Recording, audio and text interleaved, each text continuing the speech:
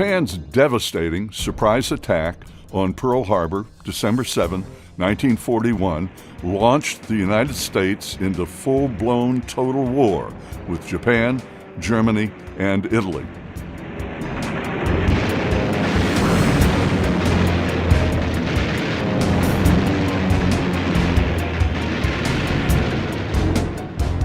Our civilian economy was transformed from civilian to wartime production, it seemed, overnight. Tens of thousands of young men enlisted or were drafted into uniform to fight the war. This left millions of jobs unfilled, and women came to factories all across industry to make guns, planes, ships, trucks, ammunition, and every other conceivable product to win the war.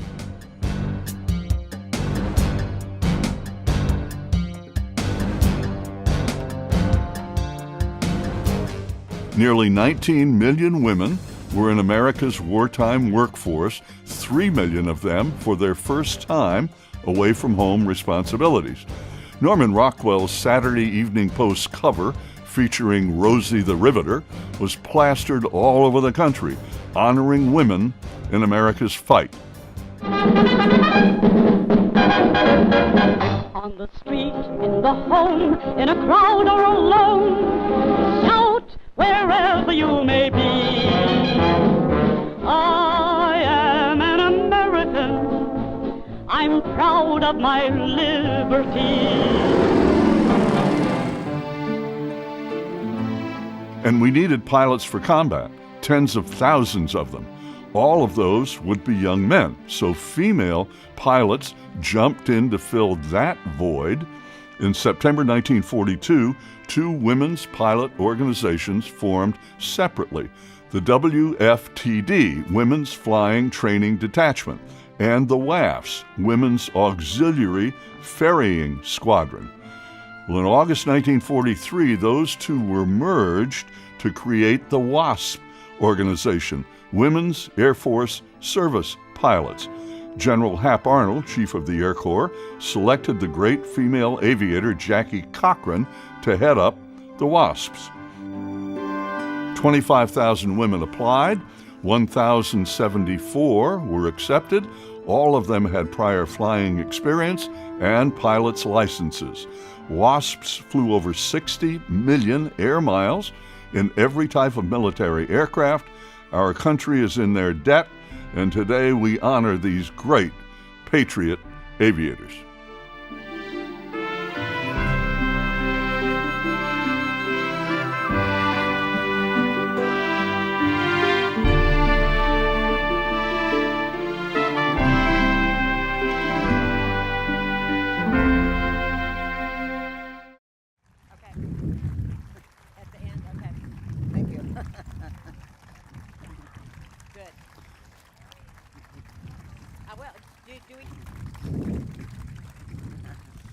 Also welcome, please, gentlemen with me. First, Carol Kane, who is Associate Director of the WASP Museum. Carol, if you would. Thank you. And Terry Baker, who's Director of the American Heritage Foundation. Terry. And good morning, everybody. Start us off. It's so great to have you with us. Well, I'm honored to be here. Well, Jane, when do you recall as a kid or whenever it was, you first got interested in flying? What was it that triggered this interest in flying? Well, I think when I saw Lindbergh, he came to Grand Rapids, Michigan, and my mother took me out to the airport, and we saw him there, and then they had a ceremony over at the Bund Park, and we went to see that, and at the time, you know, it probably really impressed me, but I didn't think that much about it afterwards. And then Wrong Way Corrigan came, and we saw him. Now, explain for those who don't remember or know about Wrong Way Corrigan. Yeah. Tell about him. Well, he I think he was going to duplicate Lindbergh's flight, but he ended up on the West Coast instead of over in England. So, but he was probably. But then after that, you didn't hear too much about different ones in aviation, especially women. You never heard about any of them. No, about what year? Yeah. About what year was this? That was 1927 that Lindbergh came to Grand Rapids. Yeah. And then Jacqueline Cochran won the Bendix Air Race in 1938. Right. Or 88. Right. 88, no. So, yeah. but at some point, it clicked on you to want to fly. Yeah. When did that happen?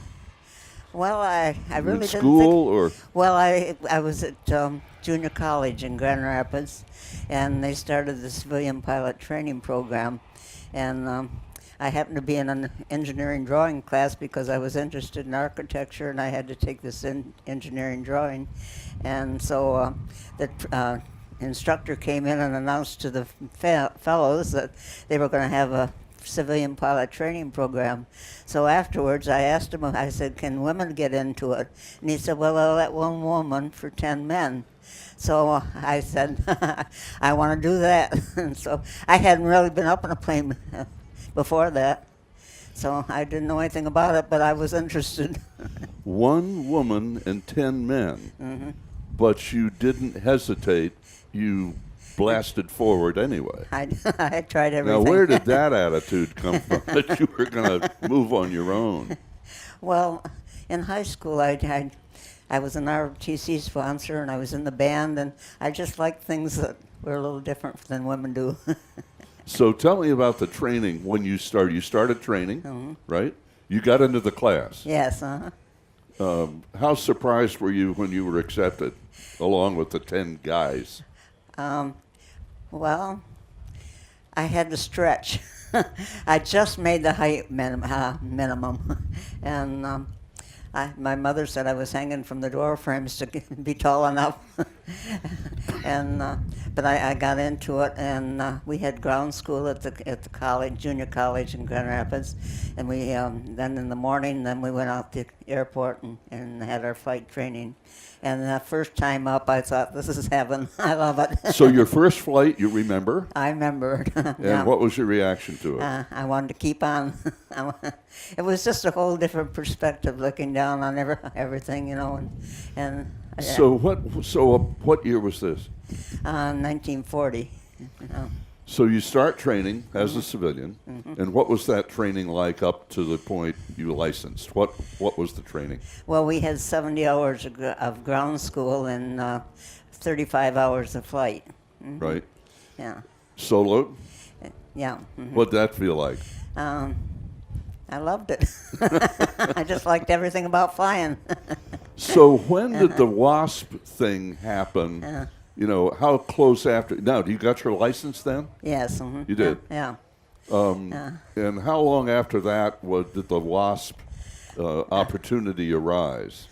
Not until 1942 it was that Jacqueline Cochran went through the records and found all the women pilots, even those that had private license. She was only supposed to check those that had commercial license, which is 200 hours at that time. But she checked everybody's record. And then I got a telegram asking if I was interested. So I replied right away that I was interested. And I was in college. And I flew with the Civil Air Patrol to keep up my time while I was in college. And so as soon as I got that notice, I went and had the physical and was accepted, but then I had to wait for a class opening, and that was November of 43. Through all these years of your interest in aviation as a female, what was the reaction from your parents and or your friends about you wanting to fly? Well, my parents were used to me trying things. They were supporting me all the way. I had a brother that was in the Navy and a sister in the Red Cross, and in wartime, everybody was involved in World War II in some way. All the civilians with rationing it's been different since then. But World War II, everybody was involved, and I wanted to be part of it. So what was the process? You were selected, right? Yeah. You got a telegram, or... Yeah. How many people remember what a telegram is? Good. A few of us. Yeah. So you got a telegram to report where? Well, that was to report to whether I was interested.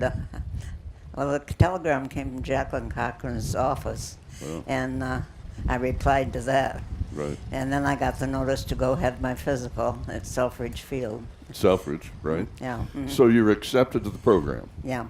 And once you're accepted, Then orders, yeah? And then I just had to wait for, and I took the train from Grand Rapids to Sweetwater.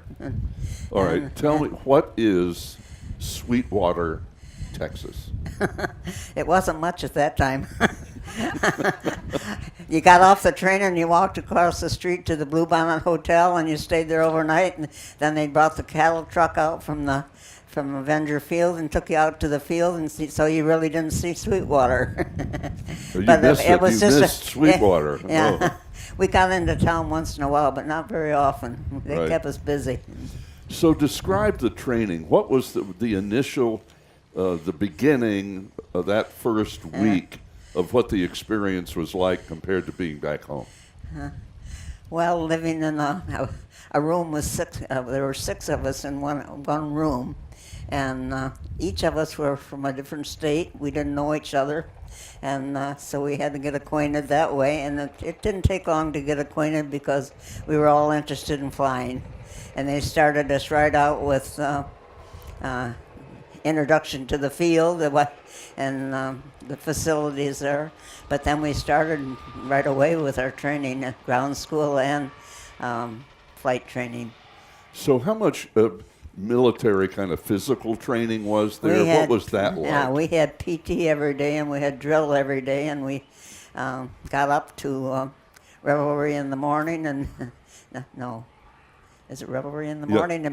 Yeah. Taps at night. Yeah. No, that's right. Yeah. And and inspections every Saturday. Everything had to be dust-free. They'd take their glove and go over things. Did they ever drop a quarter on the top of your bunk to see if it bounced? Yeah, they did that too. You had to have everything. I've learned to make a bed.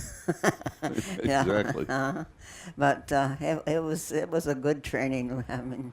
So how were you treated by now all male instructors, right? Mm-hmm. Well, there was one female, but I didn't have her, and she later became a WASP. She was an instructor, but she later became a WASP, and she had to go through the same training. Right. Mm-hmm.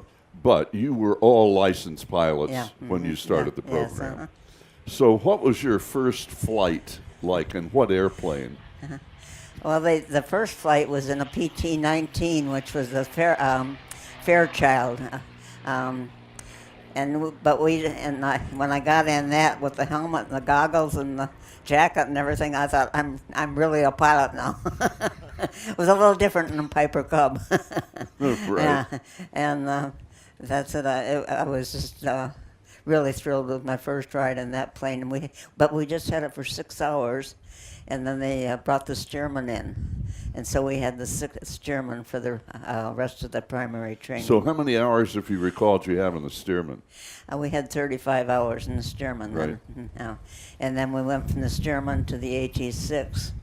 Our class was the first one to do that. That was sort of an experiment to skip basic training and go to the AT-6. And so we had 35 hours of that, and that was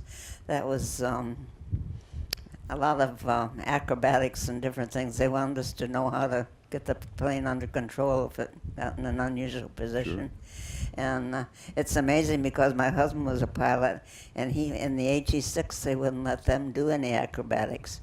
But with us, we had to do everything. And how did you take to acrobatics after the Piper Cub?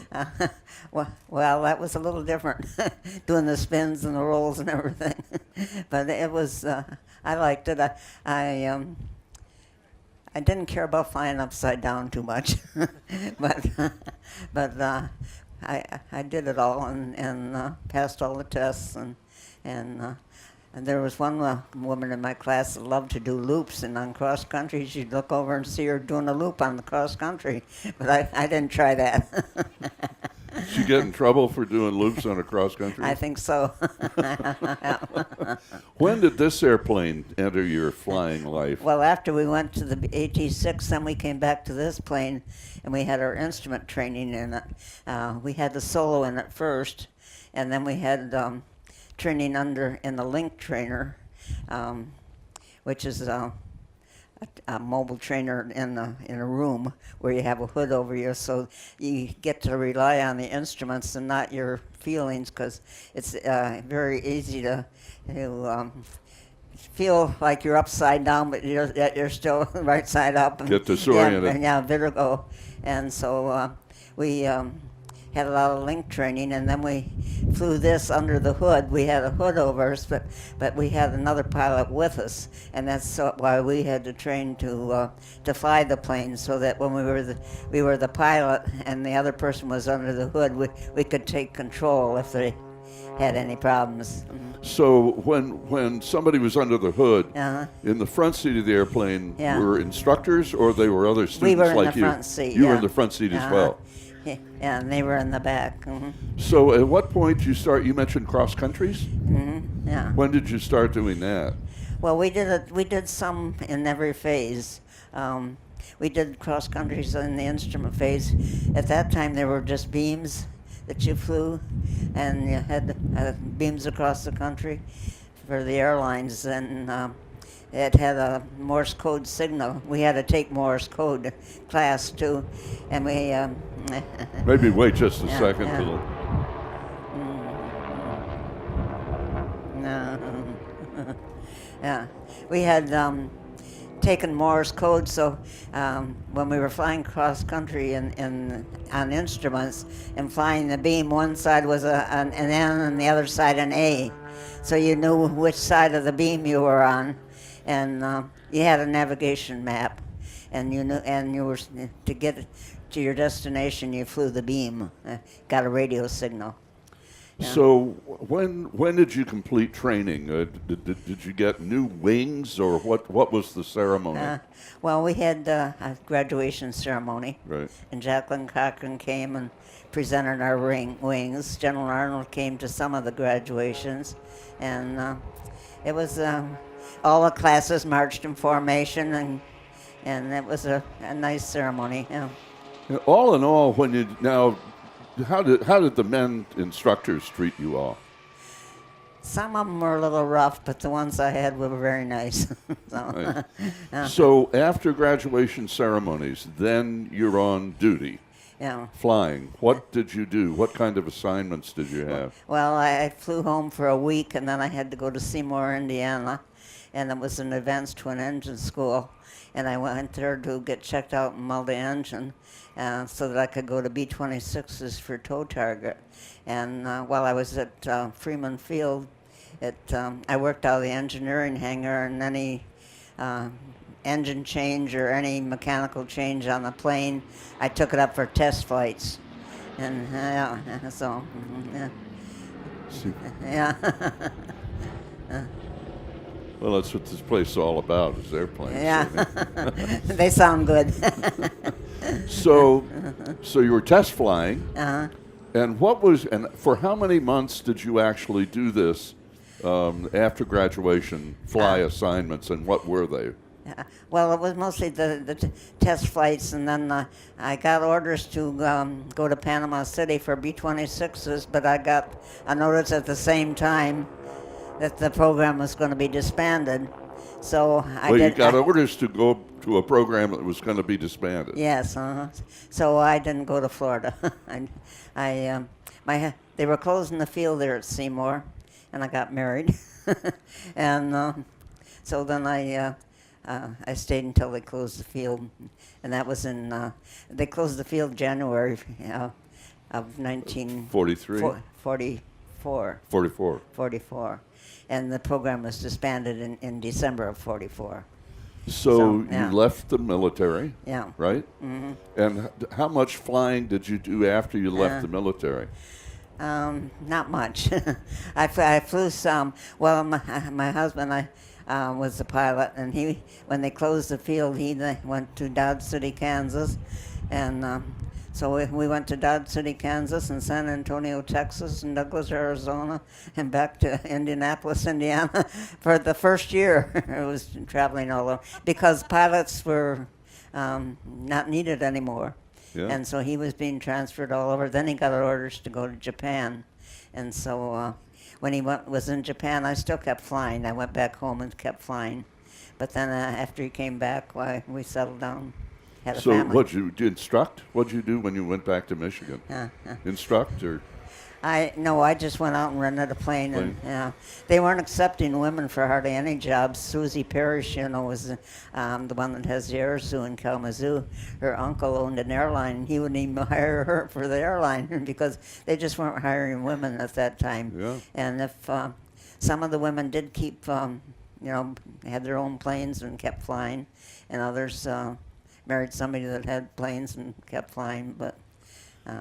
My husband stayed in the reserve for 26 years, so he kept flying, but I stayed home and took care of the family. Well, as Connie Boland mentioned earlier, you and all of your colleagues who flew as women in those years set such an incredible example for women today. Connie's, a former Delta captain. She's got over 20,000 hours and flies Mustangs and so forth. But except for you all paving the way, I doubt we'd have made that kind of progress, and that's all thanks to you, Jane Doyle, and all of your colleagues. I mean, Well, we loved what we were doing. We were helping our country, but we loved what we were doing at the same time. Exactly. And there were 38 girls that lost their lives, and there's always been a memory of them. In fact, one girl in my class, it was a week before graduation, that she had a mid-air collision with one of the new trainees that came in, and so it was quite an experience. So, Carol, you work with these women all the time, at the museum. Tell me about the museum. Well, and what's your mission at the museum? The mission of the WASP Museum, National World War II WASP Museum, is to preserve this wonderful legacy. And you're at Sweetwater, right? And we are in Sweetwater. Our museum actually overlooks the runways where these women trained. There is very little left of the original Avenger Field. Like most training bases, they were constructed as temporary bases. They weren't meant to last forever. And the building that our museum is housed in was built in 1929. It was the original Sweetwater Municipal Airport. And then in the late 1930s and 40s, Avenger Field was built to train British pilots and Canadian volunteers under Roosevelt's Lend-Lease program. Then the WASP came into inception, and their program started. The first 4 classes started in Houston at Houston Municipal Terminal, which is now the site of Hobby Airport. And because of congestion and weather, the training facility moved to Sweetwater, and those British and Canadian trainees were moved to Terrell.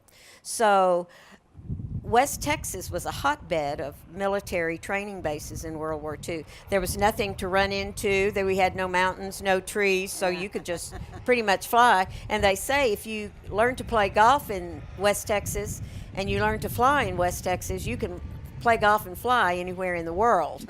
So the women were there until the program closed in 1944. But our mission is to preserve the legacy that these women, to their story, they were not deterred.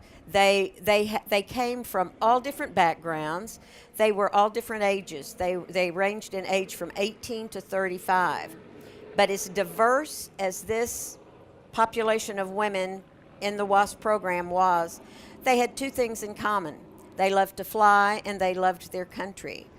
And that's the reason this plane is so very important to us. The dedication that these women had, these volunteers who have restored this plane have shown exactly the same dedication. 9 men spent 5 years of their lives restoring this airplane, and they have turned around and they are gifting it to our museum so that Jane's legacy and all of these other WASP legacies can be seen in the air.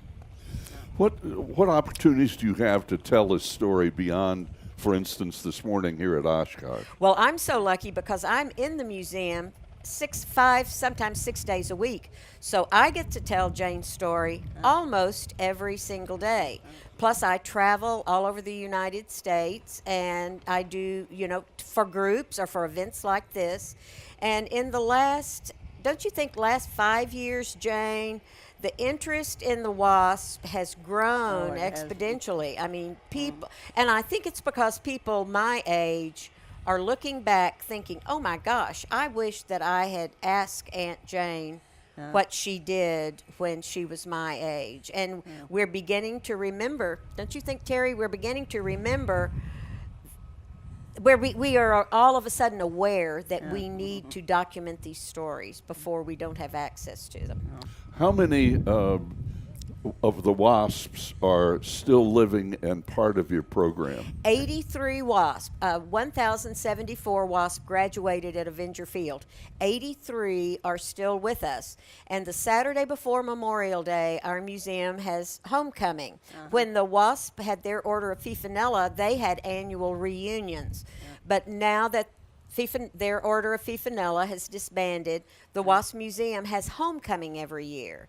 And the WASP are able to come back, visit with their friends, see the museum, see the runways where they trained, reconnect, show your family, your grandchildren, your nieces and nephews where you trained. And on May the 27th of this past year, 11 WASP out of the 83 surviving came back to Avenger Field. Jane and her family were part of that wonderful celebration. Jane, what is that like? What was this like for you in May to come back with your family and introduce in person, you know, your members of your family to other WASPs and to this experience? Well, I've been doing it now for about 5 years. I started at some of the reunion we had in Dallas, and they brought in some pilots to take us to fly us from a field outside Dallas to Sweetwater.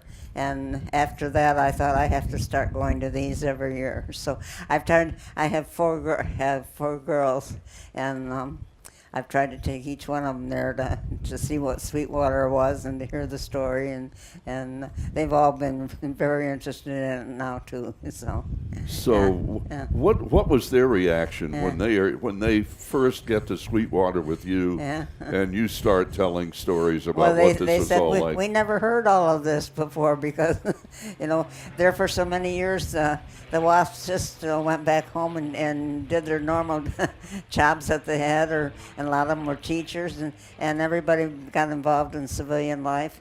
And like my girls, they said, we never knew all this about you, but now they're finding out. I said, that's it. The longer I live, the more they find out about me. So. Terry, your Heritage Foundation. What's your role? What's your mission? Your mission. Well, to kind of piggyback on what Carol said earlier about preserving the legacy of the WASP through the museum, we are organized to educate people on aspects of aviation that is uniquely American. And the WASP program is truly an American experience that needs to be preserved, honored, and to spread the word. The more people that know what these amazing women did for our country, the better. Okay? So our mission through this airplane, for example, is to honor the legacy of Jane and all of her sister WASP. The museum flying the airplane to Oshkosh and different events, it's a living history example of what these women did for us. And we think it's vitally important to preserve this. It's something that can't be allowed to pass away with time. Everybody needs to know what happened at this time. And how effective are you now at being able to document all of this? How challenging is that to document this history and get it down in writing, find logs, tell the stories of what happened during those couple of years? Well, the WASP program in particular was close to home for us because in Minnesota, where I'm from, we had a WASP, Betty Strophus, who everybody knows, and she's been here many times. And she was our inspiration. So we learned a lot about the WASP program directly through Betty Strophus. And two of our principals in the foundation had visited the WASP Museum and noticed that they didn't have any airplanes of their own that the women flew during the war. So we decided that we wanted to take on a project of restoring a BT-13 because we had extensive experience in that airplane before. But we wanted to provide the museum with an airplane that could be a tangible example of the WASP program. So we think we've done a fairly decent job, and we put a lot of effort into the restoration to with a sense of pride and quality workmanship, because we're representing these women. We wanted this to be a shining example of them. So it was a labor of love for our group, and it's all volunteers. And everybody just pitches in and does their best on behalf of the WASP. So right. we're very happy. Well, the lead of the Restorer team, Ingmar, would you raise your hand, please? Ingmar Holm. Can we get a microphone over to Ingmar? Yeah. Oh, you got it. Oh, you're ahead of the game. Ingmar, tell us about the process of this. How complicated was the process of getting the people and making this happen? Well, I had worked on BTs before, so I had a knowledge of how they go together, but we found a BT on the field that was really in bad shape. So it took a lot of work to get this thing to the condition we wanted in. How did you come to become a restorer? What's your background that allows you to do this? Well, I guess as a kid I always wanted to fly. I started flying with the Luscombe right out of high school, and right along I've been working on different airplanes. And I got into a group, we were working on old WARBIRDS, the BT-13 and Harvard and a few other airplanes. So it's been a labor of love, I guess, all along for me. And we got this group together, and we just went to work on it. What was the team you got together? Where do you find these people? Well, I don't know. We were working on a glider before, a CG-4 glider, and people came out to look at that, and we told them we need some help.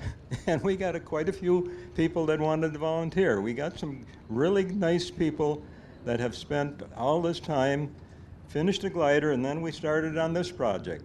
This was a major project to get it done. And where was this geographically? Where were you doing this? This is at the Anoka County Airport, which is just north of Minneapolis. So not far from here. No, about and 2 hours away. How long did it take you? 5 years. My gosh. And what's the reaction from all of your colleagues when you finish this airplane? What does it mean to all of you to see this plane the way it is now? And you made it this way. So. Well, yes, we all made it this way. Yes, all of our group are really excited to see it flying. That was the ultimate, to see it go. And yes, we still have the group, and we still want to continue on something else. We are not done. Terry, do you have another project in mind for these? We do. We've actually already started on a PT-19, which Jane mentioned that she flew. So that's in the progress, and we just never know. We're open to opportunities, and if something kind of lights a fire within us, we'll pursue it. One other thing I wanted to add, what Ingmar said, our group of volunteers, we estimate that collectively over our group, over the 5-year period, they contributed over 20,000 hours of volunteer time to bring this about. And it has been a labor of love. You know, everybody just believes in the mission and what we wanted to do for the WASP, and whatever needed to be done, how dirty, it didn't matter. Everybody just pitched in, and we have the best group of guys you can possibly imagine to work with. It's just an honor to work with them. So now that you have this airplane, Carol and Terry, to what extent does this expand on the opportunities you have to continue your mission and get the word out to more people about this WASP experience? Well, our museum has a Stearman PT-17, we have a PT-19, and this will be our third of the five trainers that there were different models of each of these aircraft at Avenger Field, but those three plus an AT-6, and we have the skeleton of a body that's capable of being restored of a UC-78. So eventually we want to have all five of these different airplanes in our museum that are airworthy, so that we can our museum pilot is also on our board of directors, and he's made it possible for our aircraft to be able to move about the country, so people are able to see them. And it's one thing to look at a photograph of an airplane, but it's another to hear the sound, to see it, to see what you have to go through even to crawl into the cockpit. These women had parachutes, they were crawling up the wing. I mean, they didn't have a step ladder or an escalator. I mean, to see what it took and for these Jane, women. who had to hang from a bar Exactly, to get tall enough. Exactly. So when you see people actually interacting in these aircraft, it gives you such a different perspective on what you went through when you were flying in service to our country, and you did it every day, except 3 or 4 times a day. At that time, but now it's a little problem. to get up. You don't jump up on the wing anymore? No. They put a little ladder, and I climb up, and then they push me in. That brings up a point. That you had a ride recently, right? Yes, In the airplane. Describe that experience. What was it like? Well, once I got in, it was fine. But I had a little problem getting in. So how was the flight? It was wonderful. Yeah. We flew all over around Sweetwater, and I was so amazed because at the time when I was at Sweetwater, there were none of these windmills, and it was just bare country, where now it's so much is built up around there, and to see the landscape from a different view, and instead of just watching my instruments and landings and that, it was entirely different. Did you fly? I flew just a little bit. I couldn't reach the pedals too well.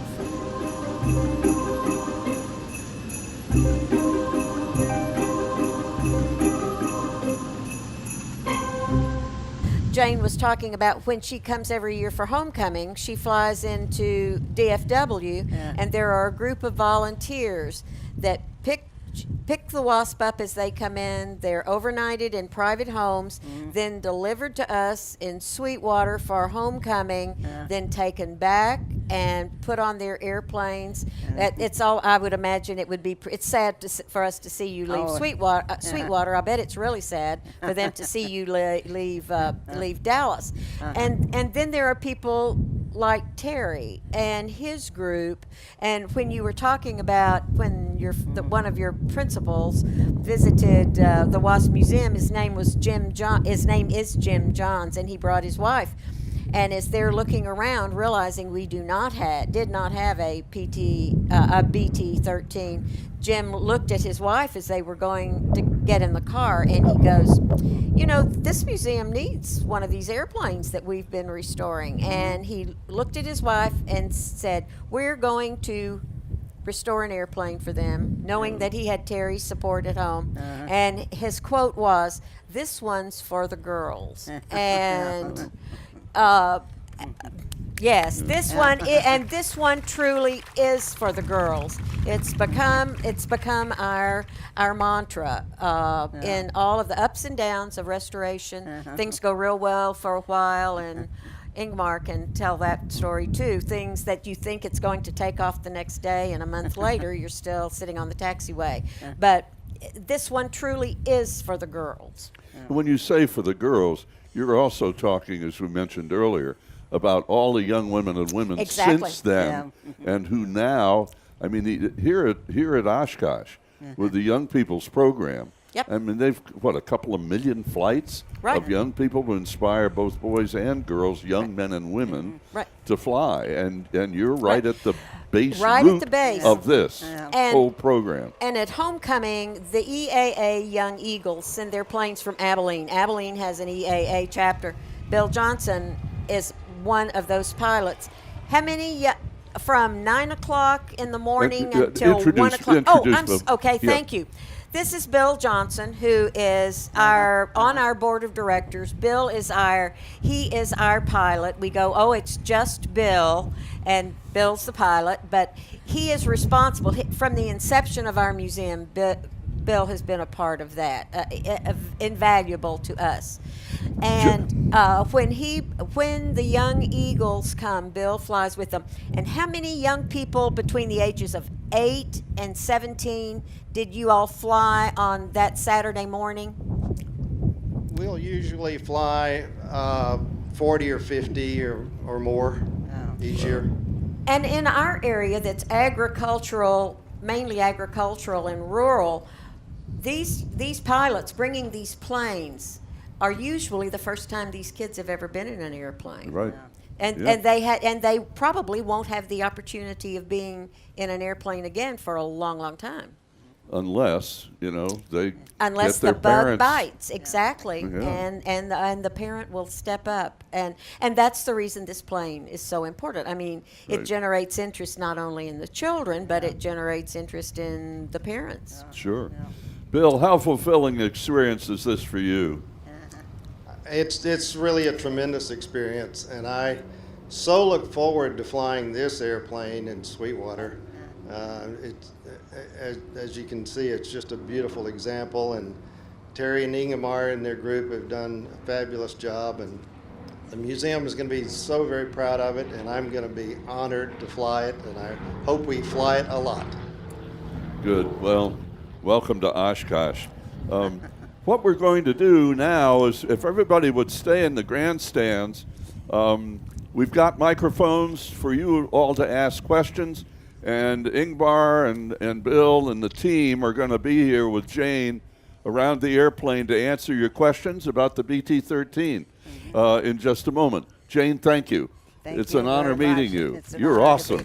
May I introduce one more person? Yes, ma'am. An integral part of our museum is our new director, Ann Hobing, and Ann has been in our museum for the last 3 months. So we're at Ann. I think there's a microphone if you wanted to just say hello. Hello, everybody. Thank you very much. I'll take just a couple seconds, but I just wanted to thank the American Aviation Heritage Foundation for doing this work. Like Carol said, I've only been with the museum just over 3 months, so being here is really wonderful. It's been fabulous to have all the support of volunteers and the generosity of donors, and have wonderful people who are really inspired, like I am, by Jane and the WASP. So thank you very much for being here today, and thanks to Terry and Ingemar and their team. And ladies and gentlemen, again, thank you to you, Jane, Carol, Terry, everybody. And feel free to ask questions. Ingmar, join us up here if you would. Bill, join us up here around the airplane if you would. This is the man right here, knows every inch of this airplane. So feel free to ask questions, and the mics are out there. Nice to meet you. Ladies and gentlemen, Connie Bolin again. Ingemar, I want to ask you, this BT-13 is a special airplane. I've only flown a BT-13 once. You fly a T-6 as well. Let's start by telling us the transition between this airplane and the T-6 and how they use this in training. Well, the BT was the first warbird that I ever flew, and that was pretty exciting. Then I got into the AT-6, which was also exciting, and also I get involved the air shows with the Japanese Kate. They made that for the Tora Tora movie, which was actually a T-6 and a BT-13 put together, and I flew that a lot of air shows. That was exciting. Well, Jane, let's go back to you. You flew the BT and the T-6. Is that is correct? Did you have a preference? Well, the one you were in? I like the AG6. It was a little quieter and it was a little easier to get into too. And I liked the retractable landing gear. And they were both nice airplanes, but as I say, we flew this one mostly for instruments, so I didn't have quite as much experience just like cross country and that by myself in it as I did in the 6th. So. Yeah. Well, I'm kind of partial to the 6th, so you won't offend me by saying that. That is great. So, Ingemar, you thought the restoration team thought this airplane would be ready to do this last year, and tell us about some of the struggles that you mentioned earlier, that you think it's ready to fly and then the next day there's something else that comes up. Tell us a few of your challenges with this airplane. Okay, well, the first was the airplane when we first got it. It would really look like a pile of junk. So that was the challenge. We had to strip it all down to the basic airframe and start from there. Get that cleaned up, get the tubular part of the airplane bead blasted and cleaned up so we could start painting it and start getting all the other parts. And just getting all the parts together it's a challenge. You know, we have to see if we got the right parts, and the BT also came in different production, used some different parts, so they were not all the same. So we had a challenge to find the right parts to fit on that particular fuselage. So it was not a real smooth operation. It took quite a while to do this. The engine, this is a Pratt & Whitney? Yes, the engine is a Pratt & Whitney. What other aircraft have this type of engine? Is it readily available? Well, the 450 Pratt & Whitney is in all the Beechcraft twin engine there. So that the engines are available there. And of course, there's a lot of them in the BTs. You know, the years of making BTs, not too many of them flying. So there are a number of the engines around. Of course, the Stearmans used them in their operation for spraying and dusting in the Stearman. So that's there's a lot of them around. Covington does a nice job of working on them.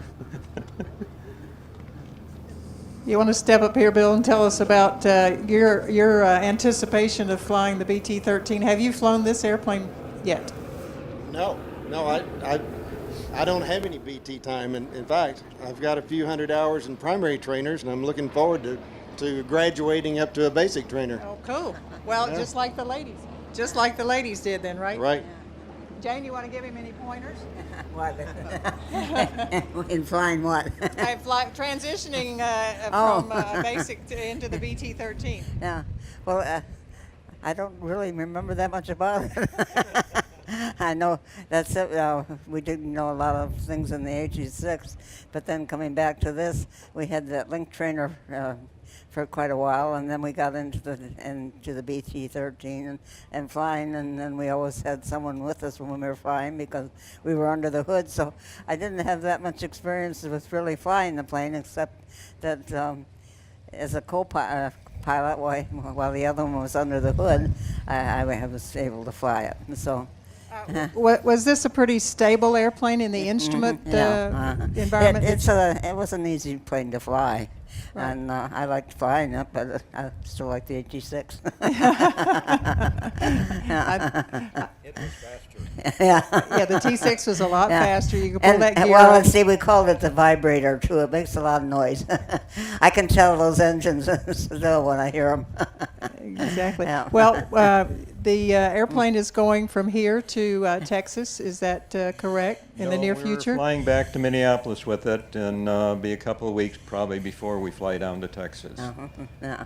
Cool. Well, that is. We have to have time to plan a celebration for this plane to arrive in Well, absolutely. Sweetwater. Well, Yes, absolutely. We do. Well, I say congratulations to all of you, Oh, thank you. to your team that took on this project. You did a wonderful job on it. It looks beautiful. I think you you all exemplify what we are in Warbirds of America, to keep them flying. As Carol said earlier, you can see a picture and you can see them sitting in a museum. It's not quite the same as hearing one run or to having the opportunity to get hold of the stick. So, Terry, the group, Bill, Carol, Thank you, Jane, very Thank much you. for being here. Does Thank anybody you. have a question now? I'm not going to forget you. Okay. Jane, I'd like to ask if you can remember any experiences during your flying career that really got your heart pumping.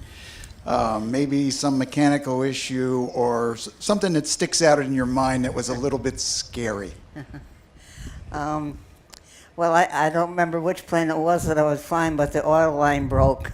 But it broke just before I came in for a landing, so I really didn't have any problems getting back down. But it was a good thing I didn't have very far to go. And that was really the only mechanical problem that I had.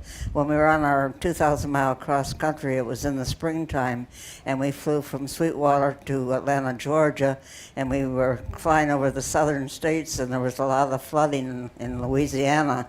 And we had to land at an auxiliary field in Louisiana, and just about maybe 100 miles out from the field, the weather started closing in, and I was sort of flying the treetops between the flooded land below and the clouds above because I hadn't gone on instruments, and that was really the only time they said, God's your co-pilot, and he was with me that day.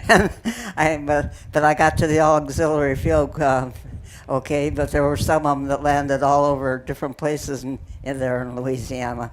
But those were really the only two experiences that I had where it was a little bit touchy. Great. Any other questions? Oh, we have one over here, Kyle. Actually, I see a couple of Twin Beach operators out here, so they know how your engines operate. This question is for Jane. You mentioned that your husband was a pilot. Did you meet him as a civilian or your life as a pilot? I didn't get what he said. You mentioned your husband was a pilot? Yes. Did you meet him as a civilian in your civilian life or as a pilot? He was my Czech pilot. Did you pass on the first ride, Jane?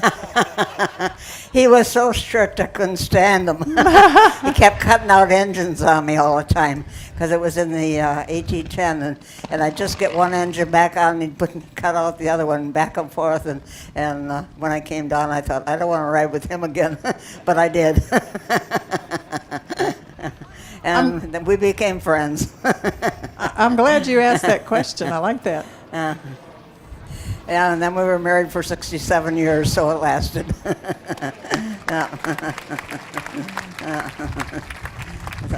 Yes, sir, we have one more question here. Yeah, question about the BT-13. Will it be flown regularly when it's at its new home in Sweetwater? Yes, it will. It won't be on any strict schedule, but I would hope that we'll fly it weekly or at least 2 or 3 times a month.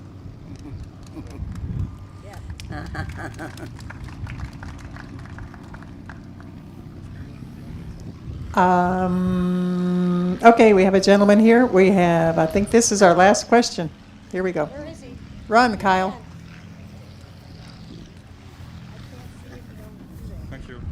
Yes, I have a question for Jane. You said your husband was stationed in Japan. Yes. Did you go to Japan? Did you live there? And if so, what was your impression of post-war Japan? I didn't get to Japan. He was sent there just at the close of the war, and he was sent over there as a finance officer. But when he got to the base, the colonel wanted to see him, and he said, "I see you're from Wisconsin," and he said, Cuba City. And the colonel that was the commander of the field was from the same area, and he says, "But how'd you get to be a finance officer? You like to fly, don't you?" And he said, "I sure do." So then he flew from then on. He did reconnaissance flights after the war in Japan, and because he had been an instructor during the war, he didn't have previous overseas time. So I'd just get to the top of the list to go over there, and new people would come in that had previous overseas time. So I never did get to Japan. Thank you. Yeah. Well, I'd like to thank all of you for being a part of the Warbirds in Review. This has been terrific, and referencing the young people and bringing them in. I'd like to point it out to all of you that we have added a simulator just as you depart this way. It's in a big white tent there, and it is a P-51 Old Crow simulator, like Bud Anderson's airplane, Redbird simulators, and that is open to the kids. I think we've had to fight off the adults, but we want to do that for the young people who can be here. So the simulator's right down here.